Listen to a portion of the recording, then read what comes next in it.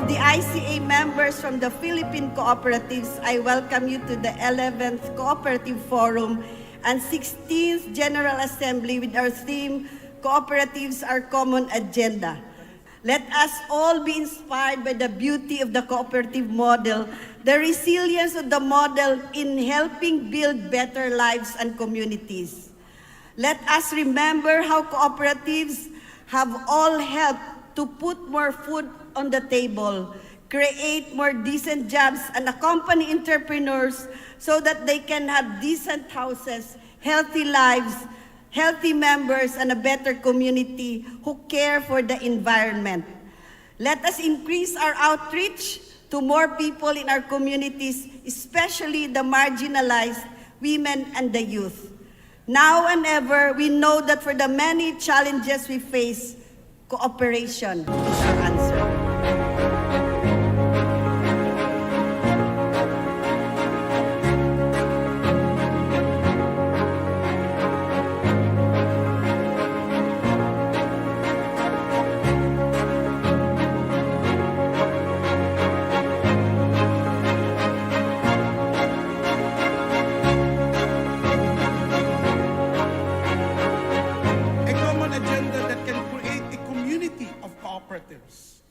A common agenda that creates principles that we can truly live with it and cascade to our fellow members of the cooperatives and even those non-believers of the cooperatives, that the common agenda for the cooperators, the community of cooperatives, is to bring a better lives for every individual in this world.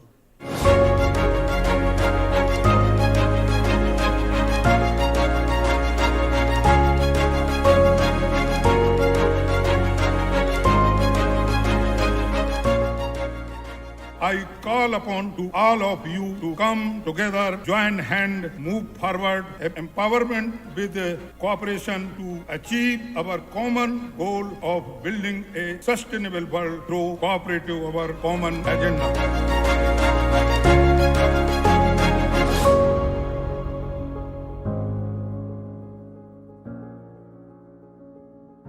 There is no doubt in my mind that this forum, this very assembly of such powerful region such as yours, provides the strength required by our movement in order to sustain itself as the most powerful tool in the advancement of the common agenda set by the United Nations. Together, we have positioned ourselves as the most adequate model in the proven track record to attain the objectives of economic growth, with decent jobs, gender equity, care for the ecosystems, as well as a responsible production and consumption.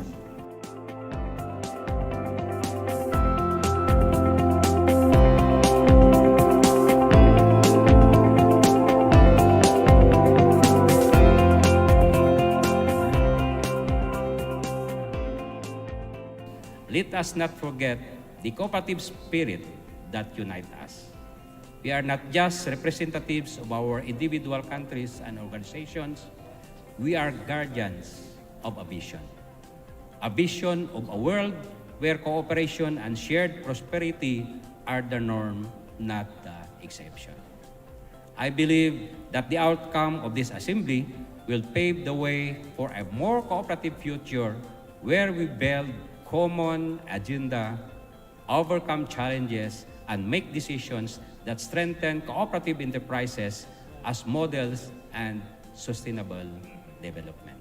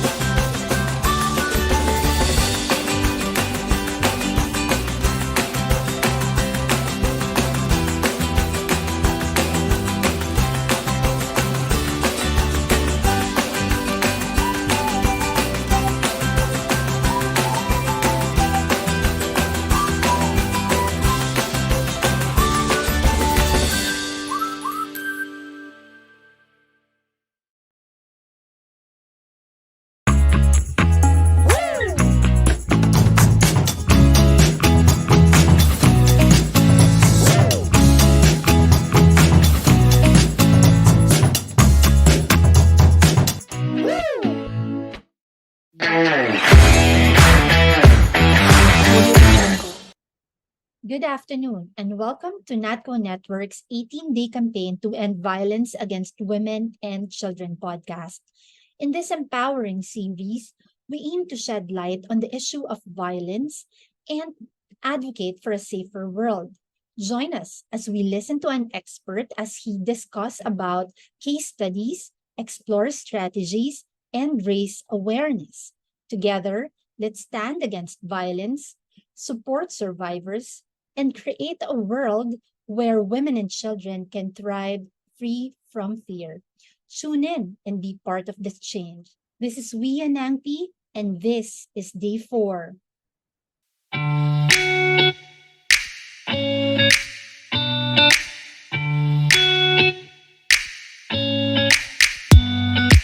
Important disclaimer. This podcast may contain content, language, and discussions that could be unsuitable for certain audiences. Listener discretion is advised. The views and opinions expressed by the hosts and guests are their own and do not necessarily reflect the views of the podcast platform. Parental guidance is recommended. Additionally, please be aware that this episode includes discussions about violence against women. A trigger warning is issued, and we encourage sensitive listeners to exercise caution. Thank you for understanding.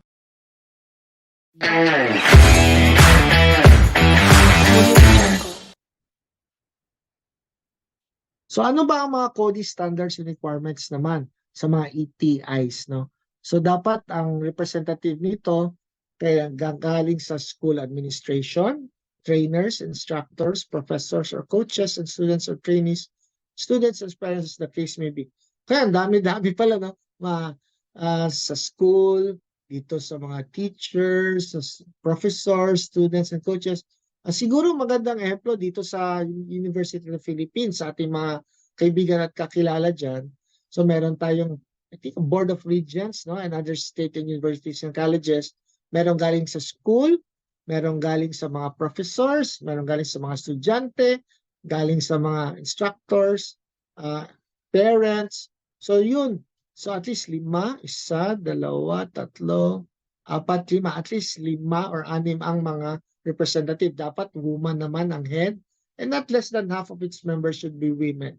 So mas maganda sigurong sinabi na lang not less than half. Okay, so kung 6 or 7, dapat 4 po ang babae dito. Kasali na yung head niya. Be composed of members who should be impartial and not connected or related to the alleged perpetrator.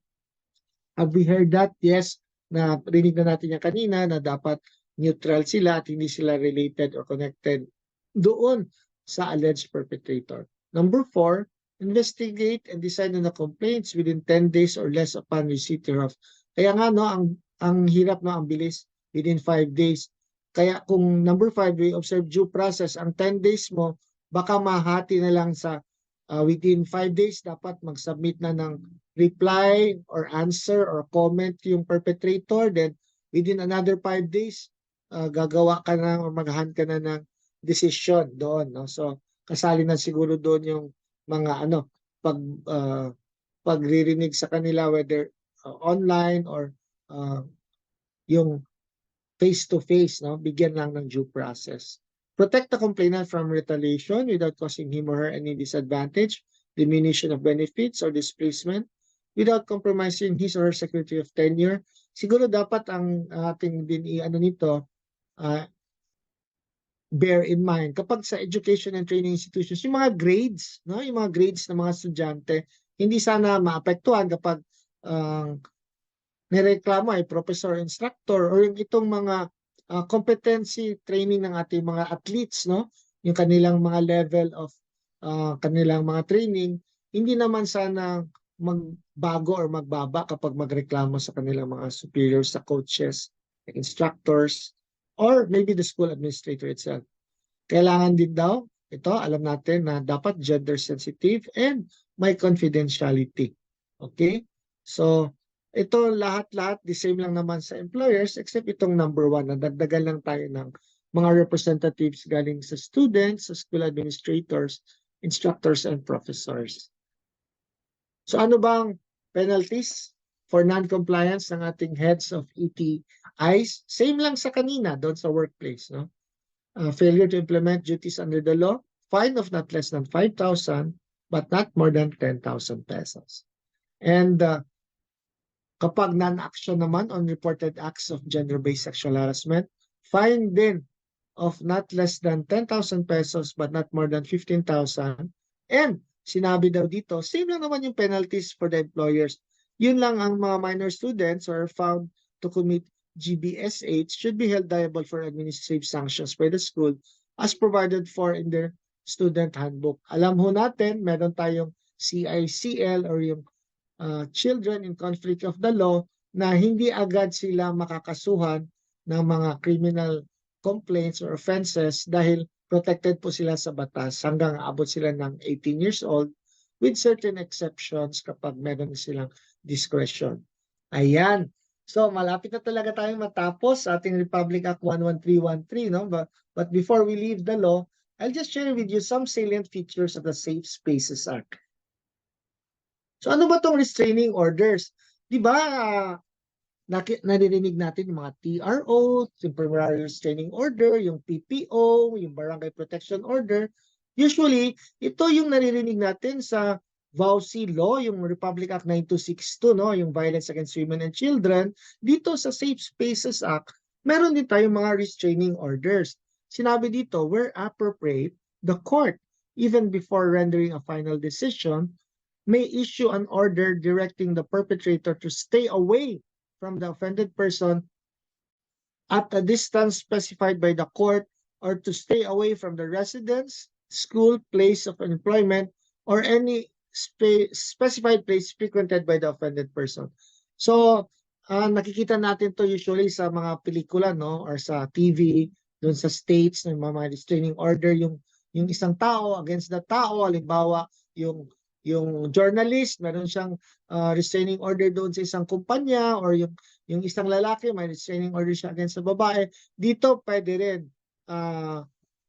Even if the case is not yet final, no, before rendering a decision, so pwedeng ipag-limit yung paglapit ng isang perpetrator sa isang tao, residence, school, place of employment, or any specified place frequented by the offended person. O itong ating biktima ay laging nagpapagas dyan sa isang favorite station niya at alam nung perpetrator nun at pumunta siya doon. So hindi rin siya pwedeng pumunta doon. Dito yung favorite sari-sari store niya or convenience store. So hindi rin makalapit yon at a certain distance. Hindi naman siguro masyadong 10 kilometers or 20 kilometers. Maybe within plain view or say 100 meters or 50 meters, something like that. Ito, psychological and counseling services. Sinasabi dito na a victim of gender-based sexual harassment may avail of appropriate remedies as provided for under the law, as well as psychological counseling services with the aid of the local government unit and DSWD in coordination with the Department of Health. Kasi alam natin may budget naman po yung ating mga local government units and DSWD at meron din mga hospitals and other mga facilities yung Department of Health. And this is usually for free, no? Kung meron man daw fees na ibabayad doon sa in the course of the victim's availment of such remedies or psychological counseling services and other services in consonance with Republic Act 11036 or the Philippine Mental Health Law, dapat i-reimburse po ng ating perpetrator. Okay, so yung may note tayo dito ng local government units and concerned agencies, pwede daw mag-partner sa private entities in the provision of psychological counseling and other related processes or development of referral system. So baka hindi kaya ng LGU na sa kanyang sarili lang, walang budget or walang mga trained personnel, pwede nilang i-refer dito. Siguro sa ating mga kooperatiba, sa ating Gender Development Committee, kung meron tayong mga membro na lawyers, psychologists, or doctors, pwede tayong tumulong, no? So meron tayong CDF, no? That's the Community Development Fund. We have this CETF, yung ating Cooperative Education and Training Fund, no? So pwedeng gagamitin yon para makatulong dito sa prevention, information dissemination, and maybe also psychological and counseling services. No? Sabi dito, in all instances, any fees that may be incurred in the course of the counseling, yun, babayaran pa rin ng perpetrator. Pero siguro hindi na natin masyadong pahabain o pahirapan pa kung may budget naman po yung ating mga kooperatiba. Ito ay isang magandang proyekto ng ating mga primary cooperatives, maybe also in coordination with NATCO, marami tayong matutulungan nito. Either yung mga biktima na or yung pagpe-prevent nito, and maybe at least information dissemination. Ayan, so meron palang mga exemptions sa batas. Yes, because for every rule or law, we know there is an exemption. So, halimbawa naman yung nagbe-breastfeed in public or sa mga indigenous culture natin na alam natin na they don't wear upper garments at na-expose yung breast, especially for the women, hindi ito saklaw ng batas. Hindi ho sila nasasabi na nambabastos, except yung mga ibang tao na lang naman, yung ang nambabastos sa kanila. Pero sila mismo, sabi natin kanina, yung public masturbation or flashing of private parts are considered acts, no, against gender-based sexual harassment. Ito, hindi naman siya. Provided that such expressions of indigenous culture and tradition do not discriminate against women, girls, and persons of diverse sexual orientation, gender identity, and expression. So we have this LGBTQIA+ and the SOGI law. Kaya dapat hindi po natin i-discriminate po yung ating mga kapatid na LGBTQIA+ and under yung SOGI law. Of course, ang confidentiality dapat yung ating mga case files, yung ating mga investigations, kung pwede ay hindi mababasa or malalaman ng outside the CODI, no? Kahit siguro yung president or kahit yung mga general manager, dapat confidential yung proceedings ng CODI natin. Ayan, so thank you for being patient and attentive. If you have some questions, you could ask us online during live, or you could also ask us during the replay and in our succeeding episodes of our 18-day campaign to end violence against women. Thank you and good day to all. Thank you, Attorney Blue, for that wonderful discussion. Ang daming na-discuss ni Attorney Blue. It was so wonderful. Dami namin natutunan today. Para kaming pero marami rin kaming questions na ka-line up for you, Attorney Blue. Baka may echo na rin namin yung yung mga questions ng iba sa atin sa mga nakikinig ngayon. So maybe I'll start it, no? Tapos si Richelle, meron din question si Richelle. So ang tanong ko, Attorney Blue, kunwari, di ba usually sa online, no? Ang nangyayari is, hindi paano mo siya maido-document? So, pwede bang, kunwari, nabastos ka, nasa kayo, nag-chat kayo, messenger or something, nabastos ka. Is it possible na i-screenshot mo siya? Okay lang po ba yun? Or isn't that a violation of data privacy din ba? Or, di ba, sa part mo? Yes, magandang tanong, no? Kasi meron tayong Republic Act 4200. Actually, it's a Presidential Decree 4200.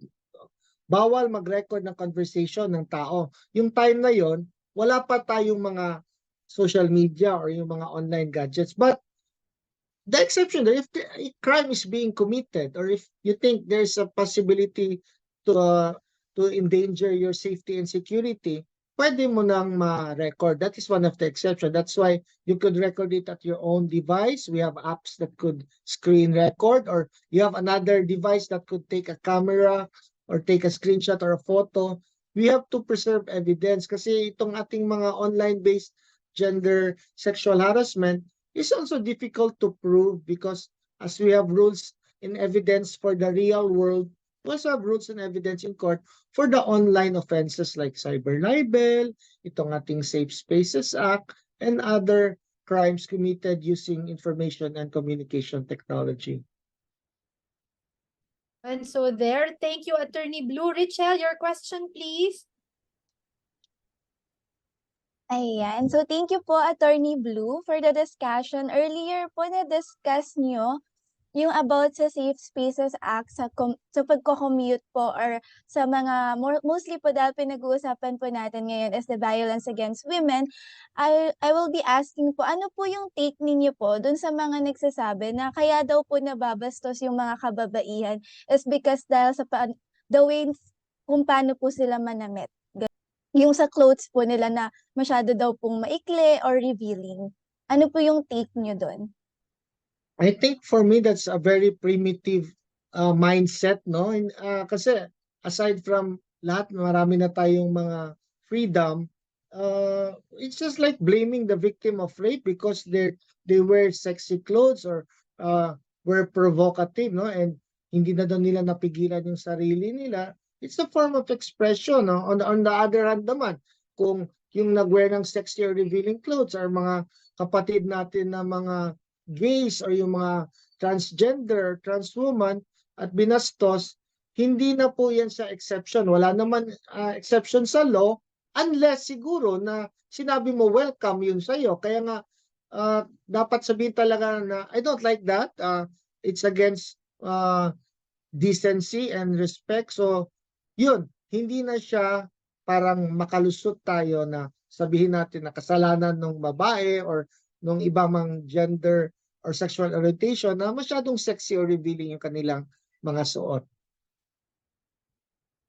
Okay, so may follow-up question ka ba, Richelle? Go ahead. Last one po is how about po yung sa mga catcalling and unwanted remarks wherein po baka marami po kasing magsasabi na kapag kinatcall ka and tinik mo siya personally and sasabihan ka po ng other person na ang OA mo naman, masyado mo namang pinapalaki or something. So, to what extent po ba na pwede naming i-tolerate yun? And when should we report these cases po? Yes, magandang tanong yan, no? Kasi kung masyado naman din pastriktuhan itong batas na ito, bawal na sigurong medyo may konting mga innocent or yung mga hindi naman bastos na mga remarks or comments. Hindi naman siguro ang intent ng batas na wala na tayong say, wala na tayong magawa, wala na tayong masabi or wag lang yung bastos. Yun talaga, bawal bastos law nga siya kasi unwanted siya. At I think yung ating ano lang dito is kailangan natin ng more information dissemination and more respect siguro, no? Lalo na sa ating mga kasamahan dito na nag-join ng mga gender and development forums or workshop, we respect each other's views. Pero kapag nasa public kasi, lalo ng we are exposed to the real world, whether online or yung physical world, mas kailangan natin maghinay-hinay, magdahan-dahan at more respectful tayo. Yan siguro ang gusto mangyari ng mga legislators natin when they crafted this law. Follow up on that, Attorney Blue. Gusto ko lang Yes. malaman. Like, what about yung mga like derogatory remarks, etc. Like where do we draw the line between that and ano na siya na medyo abusive na siya, medyo harassing na yung mga ganong remarks and then sasabihin nila, hindi, that's my freedom of expression. I'm just expressing myself. No? Kunwari nagko-complain sa mall or something tapos nagsisisigaw na doon. So magandang question yan, no? So we have to again distinguish if it crosses the line of unwanted or unwelcome remarks and it crosses the line of sexual innuendos or undertones. Kasi maaaring nga hindi siya under RA 11313 pero mahuhulog naman siya sa oral defamation or libel, paninirang puri, or kapag online siya, cyber libel or cyber online defamation. So hindi ibig sabihin, okay, hindi naman ako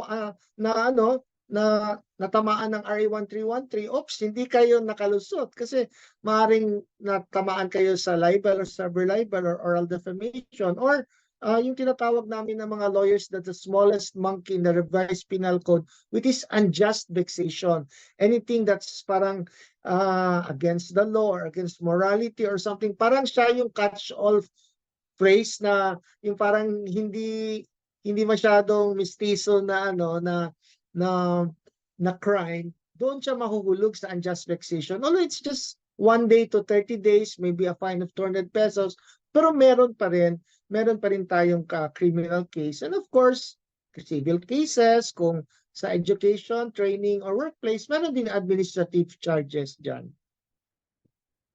All right, I think that's the last question for me. How about you, Richelle? May katanungan ka pa ba? Siguro po the last question, attorney, kasi ako personally po, takot ako mag-commute mag-isa, lalo na paggabi. And kanina po na-discuss niyo yung about sa Safe Spaces Act with the with the drivers po, PUV drivers. Ang question ko na lang po siguro is paano po masa-strengthen yung Safe Spaces Act sa mga public utility vehicles? Kasi parang meron pa rin po talaga, prominent pa din po talaga yung mga babaeng nahaharas sa mga public utility vehicles. And ang dami ko pong nakikitang post about it. And parang wala naman po akong nakikitang solution na nag-a-address po doon maliban sa pagre-report po ng mga kailangan po talaga ng mga babae na mag-report muna bago ma-address yon. And in the first place, pwede naman pong ma-prevent yon. Okay, again, we start with education dissemination, no, and awareness of the law. Dito sa Davao, meron naman mga ID lahat ng mga drivers ng taxi, ng jeep, at tricycle, at may contact numbers yung operator nila. Or so kung sila yung ating irereklamo, pwede nating ireklamo doon sa operator or sa may-ari, or yung kapag itong public transport na maraming sakay like jeep or tricycle, pwede rin naman natin sigurong ipasabi dito sa driver na, uy, Manong, may sa akin, no, nanghihipo or something. Pwede ba tayong pumunta dyan sa pinakamalapit na na tawag nitong traffic enforcer or police outpost? I think kailangan din siguro ng mga stickers or mga ilagay sa numbers ng mga public vehicles or even private vehicles like Grab or something like that. Yung contact numbers ng anti-sexual harassment hotlines. Yun naman. Or maybe lahat ng para isang number na lang talaga. Basta let's say 123 or 111. Pang yan siya, anti-sexual harassment yan. Kahit wala tayong load, pwede tayong mag-call or mag-text sa mga hotlines na yan. At sila nang bahala maghanap sa ating location at maghanap ng magturo na saan pinakamalapit na maka-report tayo or complain. All right, thank you for that one, Attorney Blue. Ang dami naming natutunan sa inyo, and we cannot wait to hear yung mga comments, questions from our listeners. So we look forward to your questions. Do send them via the chat box or do send them via our messenger. Pwede rin po yan. So inaanyayahan po namin kayo na patuloy pong makinig sa amin. So hanggang dito na lang po muna kami. Attorney Blue, gusto niyo po bang magpaalam na sa ating mga listeners? Sa ngayon lang, no? Pero alam natin, tuloy-tuloy ating 18-day campaign. So siguro baka magbigay din tayo ng pa-premium yung mga loyalista natin na 18 days na nag-attend, no? And marami tayong platforms, no? Kasi meron tayong sponsor yung Silangan, hindi lang 3 platforms, 8 platforms. So kung gusto niyo ma-share namin sa inyong Facebook, sa inyong YouTube, magpaalam lang ho tayo dito sa NATCO through Miss Wia. At if you're watching the replay, you could also say hi and greet para sa following days. Masasagot namin inyong mga tanong. So, this is Attorney Blue Ventosa, your Davao lawyer and Board of Directors of Silangan Multipurpose Cooperative and your Vice Chairperson ng Gender and Development Committee ng NATCO. So, see you soon and stay safe. Thank you very much. And this is Wia Nangti po. Nagpapaalam din sa inyong lahat. Richelle? And I am Rochelle Tagala, the Gender and Development Associate of NATCO. Thank you po for listening and watching. Bye-bye.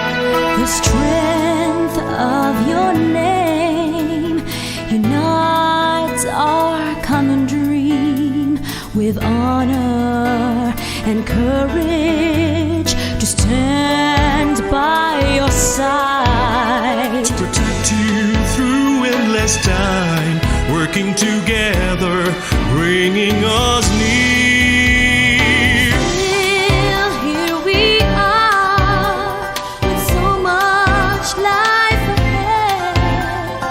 Not too young to know, not too old to grow. When all is ready, We'll be there just for you, you're all that I need. to make our dreams come true. And now in harmony we sing, let it echo to everywhere it rings. To everyone, this is our song. The vision we share is where we belong. One dream, one life, one kind of people, one world, one nation, make us all.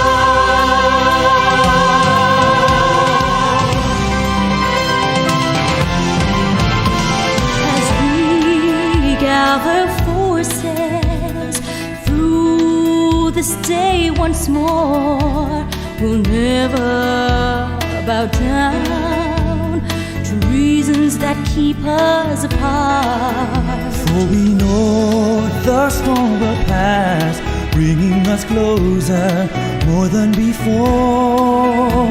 So come take my hand through this world that we borrow, to share and to lead us in this cause we're fighting for.